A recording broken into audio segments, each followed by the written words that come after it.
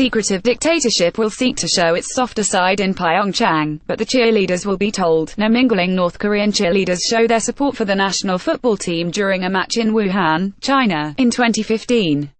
Photograph, Imaginechina, Rex, Shutterstock Though none of the North Korean athletes competing at next month's Winter Olympics in South Korea are expected to win a medal, they will at least be assured of a thunderous reception. When North Korea recently agreed to send a large delegation to the Games, which open in Pyeongchang on the 9th of February, there was speculation over which athletes might take advantage of the 11th-hour wildcard entries offered by the International Olympic Committee. But far more excitement greeted Wednesday's news that the athletes will be accompanied by 230 members of the Army of Beauties, North Korea's all-female cheerleading troupe who, international politics permitting, will be dispatched to portray a gentler image of one of the world's most brutal dictatorships. The women, all in the late teens or early 20s, are handpicked from elite universities and undergo strict background checks to ensure they are not related to defectors or Japanese sympathisers, according to Chinese media. They must be over 163 centimeters 5 feet 4 inches tall and come from good families, said Incheon, a defector who runs the World Institute for North Korea Studies.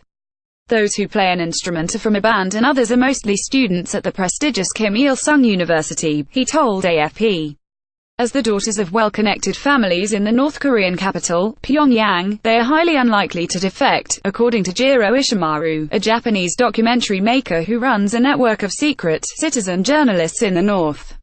Cheerleading aside, the role is to challenge the common perception of North Korea as an economically backward state whose people are malnourished. As well as being young, tall and beautiful, they train extremely hard so that they don't put a foot wrong, Ishimaru said. They're out to impress people, particularly South Koreans. Ri Sol-ju, a former cheerleader, with her husband, the North Korean dictator Kim Jong-un. Photograph, Rodong Sinman, EPA chosen for their loyalty to the Kim dynasty as much as their appearance. Their routines are as tightly choreographed as any military parade in Pyongyang. Whether dressed in traditional hanbok or polo shirts and baseball caps, their chanting, singing and dancing often overshadow their compatriots' exertions in the sporting arena. In their first of 3 visits to South Korea, to attend the 2002 Asian Games in Busan, a party of 300 cheerleaders stepped off a ferry waving unification flags, a pale blue silhouette of the Korean peninsula, to the delight of many locals. A planned visit to the Asian Games in 2014 in Incheon was cancelled after Pyongyang and Seoul argued over details, including the size of the cheerleading party and their flag, and which country would foot their expenses.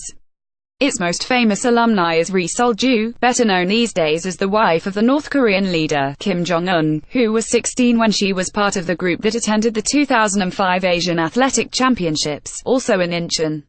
It remains to be seen if the goodwill that greeted the troops' previous trips to South Korea has survived a dramatic deterioration in cross-border ties after a year of missile launches, a nuclear test and threats to the US and the South. Whatever reception they receive, Simon Cockerell, general manager at Korea Tours and a frequent visitor to North Korea, expects the cheerleaders to eclipse the country's athletes.